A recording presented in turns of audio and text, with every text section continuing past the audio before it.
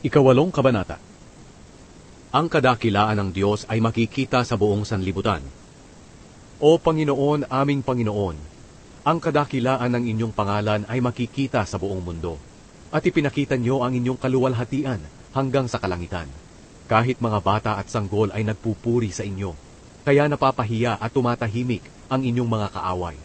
Kapag tumitingala ako sa langit na inyong nilikha, at aking pinagmamasdan ang buwan at mga bituin sa kanilang kinalalagyan, ako'y nagtatanong, ano ba ang tao upang inyong alalahanin? Sino nga ba siya upang inyong kalingain? Ginawa niyo kaming mababa ng kaunti sa mga anghel, ngunit pinarangalan niyo kami na parang mga hari. Ipinamahala niyo sa amin ang inyong mga nilalang, at ipinasailalim sa amin ang lahat ng bagay, mga tupa, mga baka, at lahat ng mga mababangis na hayop, ang mga ibon sa himpapawid, mga isda sa dagat, at lahat ng naroroon. O Panginoon, aming Panginoon, ang kadakilaan ng inyong pangalan ay makikita sa buong mundo.